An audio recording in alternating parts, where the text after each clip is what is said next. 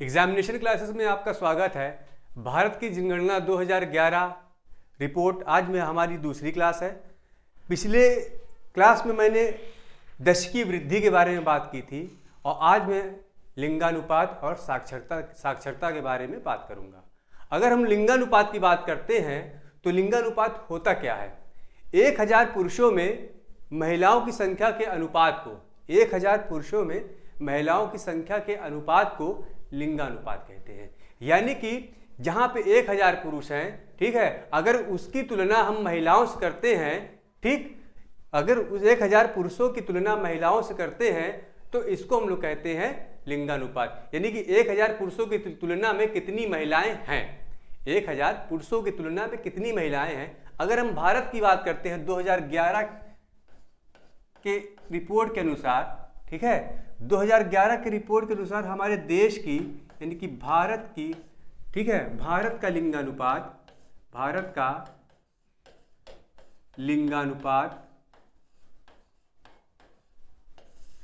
943 है। कितना है? 943।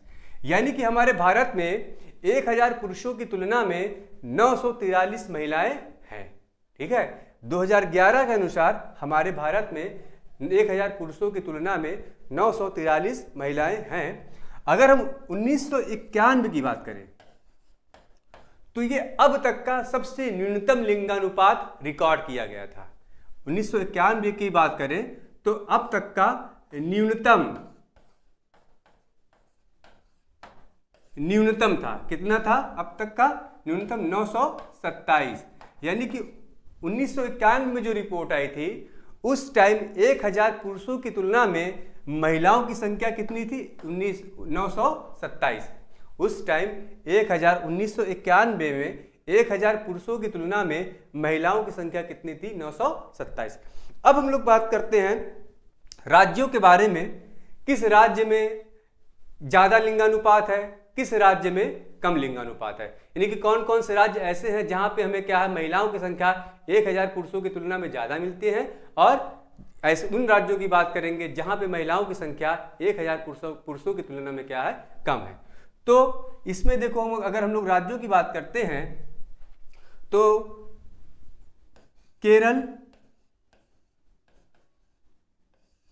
केरल का सबसे अधिक लिंगानुपात है। यानी कि सबसे मैक्सिमम जो है, मैक्सिमम लिंगानुपात केरल में है। यहाँ पे 1000 पुरुषों में महिलाओं की संख्या जो है 1084 है। 1000 पुरुषों में महिलाओं की संख्या कितनी है? 1084 है। 1000 पुरुषों में महिलाओं की संख्या कितनी है? 1084 है। केरल के बाद फिर उसका भाई स्टेट्स है तमिलनाडु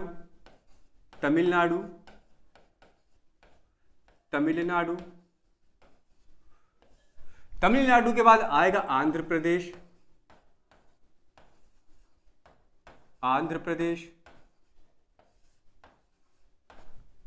ये वे राज्य हैं जहां पे लिंगानुपात क्या है? ज्यादा है। ये वे राज्य हैं जहां पे क्या है? शीर्ष लिंगानुपात है। क्या है? शीर्ष लिंगानुपात है। ठीक, हमसे क्वेश्चन सीधे पूछेगा कि कौन सा ऐसा राज्य है जहां पे लिंगानुपात अधिकतम है। यानी कि हमें अगर अधिकतम की बात करेगा तो केरल की बात करेंगे। अगर ऑप्शन में हमें केरल दिया रहेगा तो केरल कर देंगे। अगर केरल ना दिया रहेगा, उसकी जगह पे तमिलनाडु रहेगा तो फिर हम तमिलनाडु की बात करेंगे। अगर ये दोनों ना दिए रहेंगे तब हम उसकी जगह पे क्या करेंगे? आंध्र प्रदेश की बात करेंगे। इसके बाद छत्तीसगढ़ और मेघालय आते हैं। लेकिन हमको ज्यादा पढ़ने की जरूरत नहीं है, केवल हमें यही तीनों के बारे में क्या है, डिस्कस करना, और इसी को हमें दिमाग में क्या है, आने वाले एग्जाम्स के लिए रखना है। अगर हम न्यूनतम की बात करते हैं यानी कि वे राज्य जहां पे महिलाओं की संख्या क्या है, 1000 पुरुषों की तुलना में क्या है, कम है, तो पहले नंबर पे हमारा आएगा हरियाणा। पहले नंबर पे हमारा क्या आएगा? हरियाणा। हरियाणा के बाद दूसरे नंबर पे आएगा हमारा जम्मू एंड कश्मीर।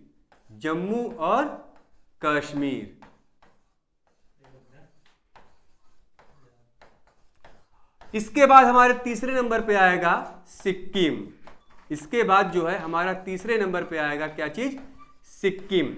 हरियाणा की बात करते हैं तो यहाँ पे 1000 पुरुषों की तुलना में महिलाओं की संख्या क्या है, 879 है। 1000 पुरुषों की तुलना में महिलाओं की संख्या कितनी दर्ज की गई, 2011 के अनुसार 879 दर्ज की गई थी।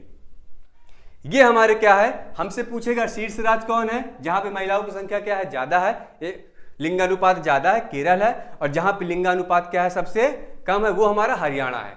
अगर हरियाणा नहीं दिया रहेगा तो हमारा क्या होगा, जम्मू और कश्मीर। जम्मू कश्मीर नहीं दिया रहेगा तो हम किसकी बात करेंगे, सिक्किम हमारा आएगा। अब हम लोग बात करते हैं केंद्र शासित प्रदेश की। अब हम लोग बात करते हैं केंद्र शासित प्रदेश की कि कौन से केंद्र शासित प्रदेश जहां है, वो कौन सा केंद्र शासित प्रदेश है जहां पे लिंगानुपात सर्वाधिक है। ठीक है, अगर केंद्र शासित प्रदेश की बात करते हैं, केंद्र शासित प्रदेश की बात करते हैं तो शीर्ष वाला लिंगानुपात यानी कि शीर्ष में क्या है हमारा, शीर्ष की बात करते हैं तो शीर्ष पे हमारा पुद्दुचेरी है। शीर्ष पे हमारा क्या है, पुद्दुचेरी आएगा। पुद्दुचेरी के बाद दूसरा हमारा आएगा लक्षद्वीप, दूसरा हमारा आएगा लक्षद्वीप। लक्षद्वीप के बाद हमारा आएगा अंडमान एंड निकोबार। लेकिन हमें ज्यादा पढ़ने की जरूरत नहीं है, इसमें केवल हमें दो ही दिमाग में रखना है, पुद्दुचेरी और लक्षद्वीप। अगर न्यूनतम की बात करते हैं, अगर हम न्यूनतम की बात करते हैं तो न्यूनतम जो हमारा होगा वो दादर एवं दमन एंड दीव और दादर एवं नागर हवेली। तो हमारा पहला होगा इसमें दमन एवं दीव, दमन एवं दीव। ये हमारा 2011 का रिपोर्ट है, ये हमारा क्या है, सेंसस 2011 है, यानी कि जनगणना 2011 की बात चल रही है। चूंकि अभी 2019 में दमन और दीव, दादर और हवेली को दोनों को कंबाइन कर दिया गया, इसलिए हम क्या कह रहे हैं, पिछला हम लोग कर रहे हैं दमन एंड दीव। और फिर उसके बाद दूसरा हमारा क्या आएगा, दादर एवं हवेली, दादर एवं नागर हवेली, दादर एवं नागर हवेली, दादर एवं नागर हवेली, हवेली।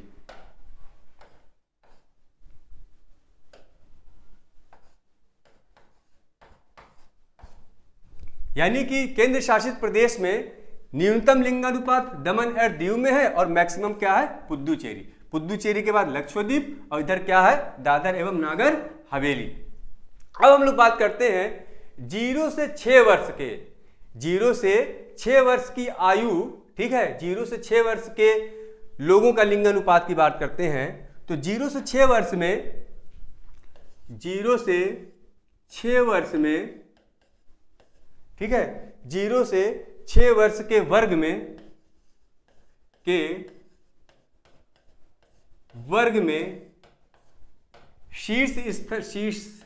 शीर्ष पर हमारा क्या है, अरुणाचल प्रदेश, अरुणाचल प्रदेश क्या है, अरुणाचल प्रदेश। ये हमारा बहुत इंपॉर्टेंट है, ये हमसे पूछा जा सकता है कि 0 से 6 वर्ष में, ठीक है, 0 से 6 वर्ष की आयु वर्ग में कौन सा राज्य क्या है, किस राज्य का लिंगानुपात क्या है, मैक्सिमम है। ये पूछने की बहुत ही ज्यादा संभावना है इस क्वेश्चन का कि 0 से 6 वर्ष की आयु वर्ग में शीर्ष स्थान पर कौन सा राज्य है जिसका लिंगानुपात क्या है, सबसे ज्यादा है। तो उसका हमारा क्या होगा, अरुणाचल प्रदेश। यानी कि अरुणाचल प्रदेश ऐसा राज्य है जहां पे क्या है, 0 से 6 वर्ष की आयु वर्ग का लिंगानुपात क्या है, मैक्सिमम है। अगर हम केंद्र शासित प्रदेश की बात करते हैं, केंद्र शासित प्रदेश की बात करते हैं, किसकी, केंद्र शासित प्रदेश की, केंद्र शासित प्रदेश की बात करते हैं, केंद्र शासित प्रदेश की बात करते हैं तो केंद्र शासित प्रदेश में क्या है, शीर्ष में क्या है हमारा, अंडमान एवं निकोबार, अंडमान एवं निकोबार, निकोबार।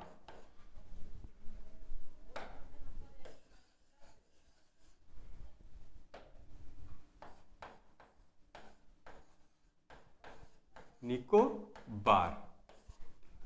अगर हम केंद्र शासित प्रदेश में न्यूनतम की बात करते हैं, केंद्र शासित प्रदेश में न्यूनतम की बात करते हैं, किसकी बात करते हैं? न्यूनतम की। न्यूनतम स्थान पे हमारा दिल्ली है। न्यूनतम स्थान पे क्या है? हमारा दिल्ली है।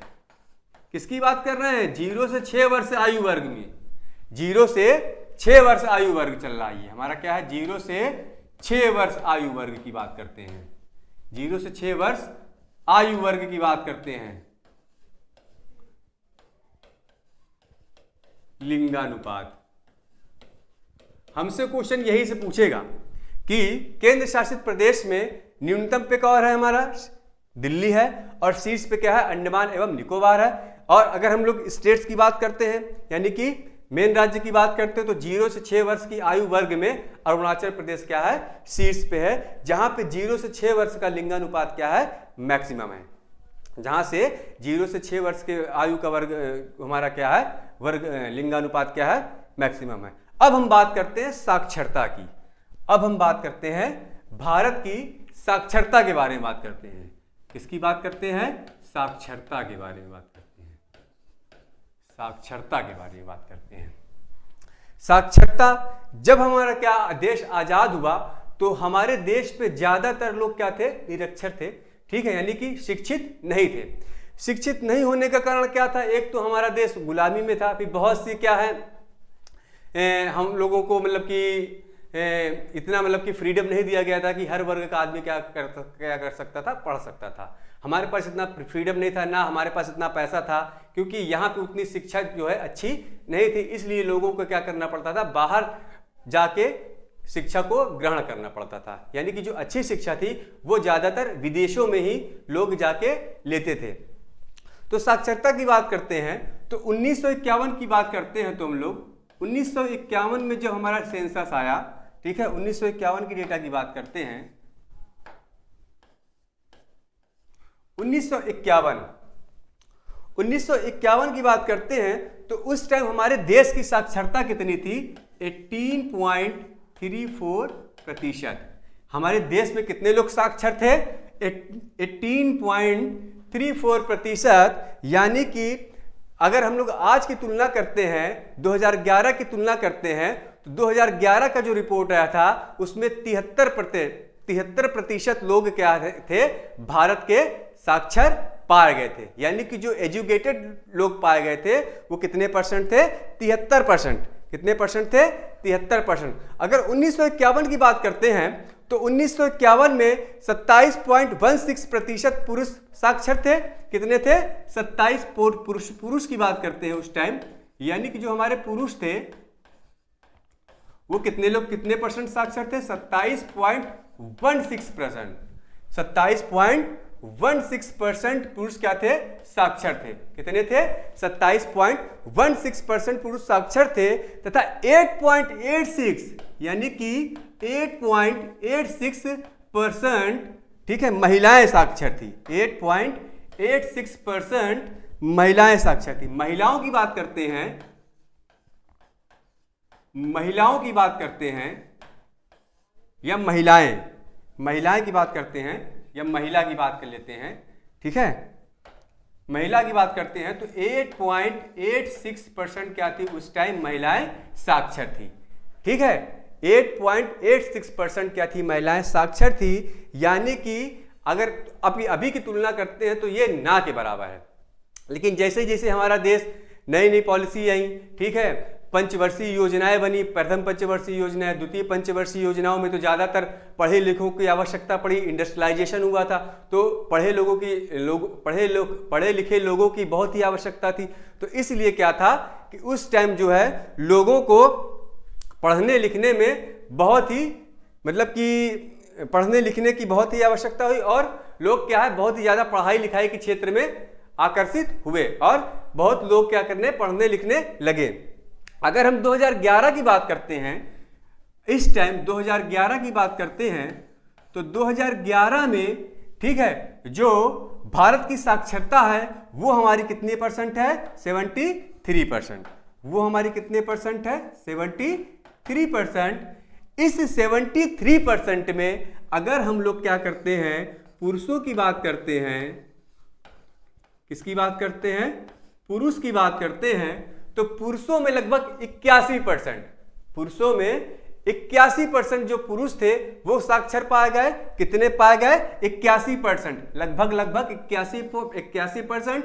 यानी कि जो हमारा डेटा दिया हुआ बुक में वो 80.9% है, यानी कि जो डेटा दिया वो 80.9%, यानी कि लगभग 81%, लगभग 81% पुरुष शिक्षित पाए गए तथा 64.6% महिलाएं साक्षर पाई गई। यानी कि जो महिला कितनी साक्षर पाई गई 2011 में? 64.4% क्या है, महिलाएं साक्षर पाई गई। कितना पाई गई? 64.4% महिलाएं साक्षर पाई गई। अब हम लोग राज्यों की बात करते हैं। राज्यों की बात करते हैं कि कौन सा राज्य ज्यादा शिक्षित है या किस राज्य की साक्षरता सबसे अधिक है और किस राज्य की साक्षरता सबसे कम है। तो सबसे पहले हम राज्यों की बात करते हैं। राज्यों की बात करते हैं, यहां हमारा चल रहा है साक्षरता। राज्यों की बात करते हैं तो शीर्ष पे कौन है? शीर्ष पे हमारा पहला क्या है? केरल। पहला हमारा क्या है? केरल। केरल की लगभग 94% जनसंख्या क्या है? साक्षर पाई गई। जनगणना 2011 के अनुसार केरल के लगभग 94% लोग क्या पाए गए? साक्षर पाए गए। केरल के 94% लोग साक्षर पाए गए। ये पहले नंबर पे हमारा केरल है, इसीलिए केरल क्या है, हर चीज में क्या है, हमसे अनदर स्टेट से क्या है, स्टेट से क्या है, राज्यों से क्या है, वो आगे रहता है। दूसरे स्थान पे हमारा मिजोरम है। कौन है? मिजोरम। दूसरे स्थान पे मिजोरम है। तीसरे स्थान पे गोवा है। तीसरे स्थान पे हमारा क्या है? कौन है? गोवा है। फिर उसके बाद त्रिपुरा है और फिर क्या है, अनदर स्टेट्स क्या है, आने लगते हैं। अगर हम न्यूनतम की बात करें, ठीक है, यानी कि न्यूनतम पे कौन है? न्यूनतम पे यानी कि जहां पे साक्षरता सबसे कम है, यानी कि जहां पे निरक्षरों की संख्या बहुत ही ज्यादा है, यानी कि जहां की साक्षरता क्या है, बहुत ही कम है, जहां पे बहुत कम साक्षर लोग पाए जाते हैं। तो पहले पे है हमारा भाई बिहार। पहले पे कौन है? बिहार है। बिहार के बाद उसका जस्ट पड़ोसी, बिहार के बाद उसका जस्ट पड़ोसी जो है हमारा अरुणाचल प्रदेश है। अरुणाचल प्रदेश है। अरुणाचल प्रदेश है, ठीक है। बिहार के बाद हमारा आता है सिक्किम आता है, फिर पश्चिम बंगाल आता है, ठीक है। बिहार के बाद पश्चिम बंगाल, पश्चिम बंगाल के बाद असम, असम के बाद अरुणाचल प्रदेश, ये हमारे आते हैं। अरुणाचल प्रदेश के बाद तीसरे स्थान पे हमारा राजस्थान। अरुणाचल प्रदेश के बाद क्या है? राजस्थान। तो हमें ये तीन याद करना है। हमसे ये पूछेगा कि कौन सा राज्य, ऐसा कौन सा राज्य है जो सबसे ज्यादा शिक्षित है, या उस राज्य के बारे में बताइए, या कौन सा राज्य क्या है जिसकी साक्षरता सबसे अधिक है। तो केरल की साक्षरता सबसे अधिक है और बिहार की क्या है, सबसे कम है। ये तो कॉमन पूछा जाता है। कभी कभी क्या होता है, हमें केरल न देके मिजोरम देता है, या बिहार न देके अरुणाचल दे देता है। केरल न देके मिजोरम दे देगा, या बिहार न देके अरुणाचल दे देगा। तो हमें यह भी दिमाग में रखना है, केरल के बाद मिजोरम शिक्षित है, मिजोरम के बाद क्या है, गोवा। यहां पे बिहार से ज्यादा शिक्षित अरुणाचल प्रदेश, अरुणाचल प्रदेश से ज्यादा शिक्षित राजस्थान। यानी सबसे लोवेस्ट लेवल पे क्या है, बिहार है, और सबसे हाईएस्ट लेवल पे क्या है, केरल है। अगर केरल नहीं दिया रहेगा तो मिजोरम होगा, मिजोरम नहीं दिया, अगर ये दोनों नहीं दिया रहेगा तो क्या होगा, गोवा रहेगा। ये हमें दिमाग में हमें रखे रहना है। ये हमें क्या करना है, अपने दिमाग में रखे रहना है कि कौन सा राज्य ज्यादा शिक्षित है, या कहां की साक्षरता क्या है, सबसे ज्यादा है, या कहां पे सबसे ज्यादा शिक्षित लोग पाए जाते हैं। अब हम क्या करते हैं, केंद्र शासित प्रदेशों में बात करते हैं। केंद्र शासित प्रदेशों की बात करते हैं तो केंद्र शासित प्रदेशों में हमारा क्या है, पहला केंद्र शासित प्रदेशों में पहला जो हमारा जो है वो है लक्षद्वीप, केंद्र शासित प्रदेश में, केंद्र शासित प्रदेश की बात करते हैं। केंद्र शासित प्रदेश में पहला हमारा क्या है, लक्षद्वीप, लक्षद्वीप। लक्षद्वीप की क्या है, साक्षरता सबसे अधिक है। केंद्र शासित प्रदेशों में लक्षद्वीप की क्या है, साक्षरता सबसे अधिक है। और सबसे न्यूनतम की बात करते हैं तो दादरा एवं नागर हवेली, ये हमारा क्या हो गया, शीर्ष, ये हमारा हो गया शीर्ष स्थान पे। और न्यूनतम की बात करेंगे, न्यूनतम की बात करेंगे तो दादर एवं नागर हवेली, दादर एवं नागर हवेली।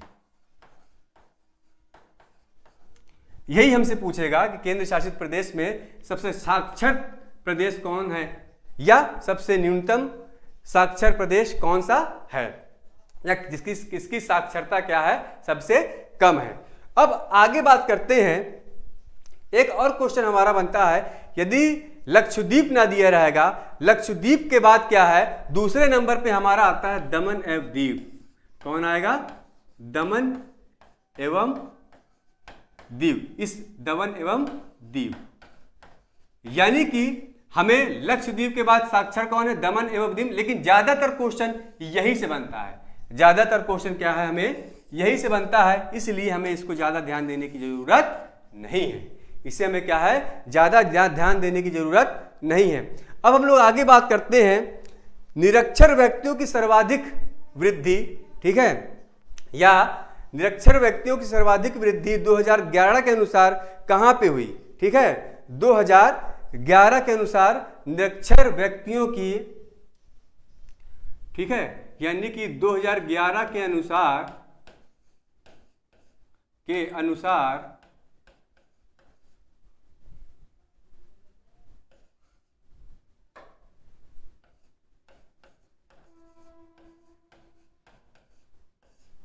निरक्षर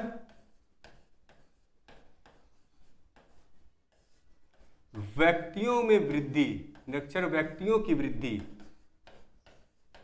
निरक्षर व्यक्तियों की वृद्धि अगर हमसे पूछता है कहाँ हुई, तो वो होगा हमारा राजस्थान। वो हमारा क्या होगा, राजस्थान।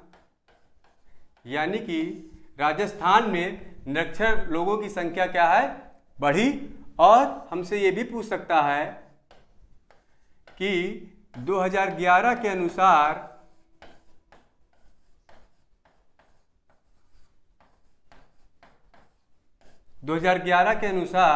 निरक्षर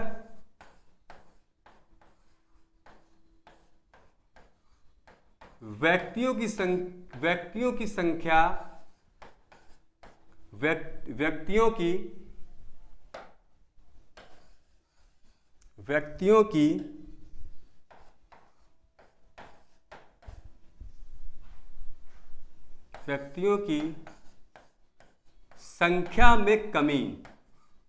संख्या में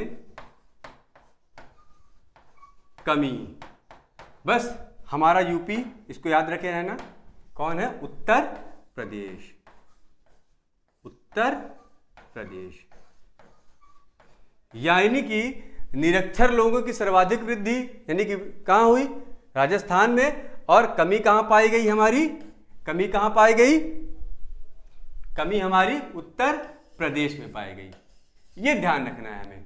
आगे जब ये हमारा ये टॉपिक जनगणना 2011 का जब टॉपिक हमारा खत्म हो जाएगा, तो मैं ऑब्जेक्टिव क्वेश्चन लेके आऊंगा। उसको क्या कराऊंगा, जो भी क्वेश्चन बनते हैं, जितने टाइप के क्वेश्चन बनते हैं, मैं सभी टाइप के क्वेश्चन को बना के यहाँ पे सॉल्व करा दूंगा, जिससे आपको आने वाले एग्जाम्स में, ठीक है, इससे कोई भी क्वेश्चन आए आप छोड़ ना पाए, ये मेरी गारंटी रहे। तो आज के लिए यही क्लास को क्या करते हैं, बंद करते हैं, ठीक है। नेक्स्ट वीडियो हम लोग नेक्स्ट वीडियो में, नेक्स्ट क्लास में नए टॉपिक के साथ मिलेंगे। तो अगर आपको हमारी क्लास अच्छी लगती है तो प्लीज़ हमारे क्लास को लाइक करिए, सब्सक्राइब करिए और इसको ज़्यादा से ज़्यादा शेयर करिए। धन्यवाद।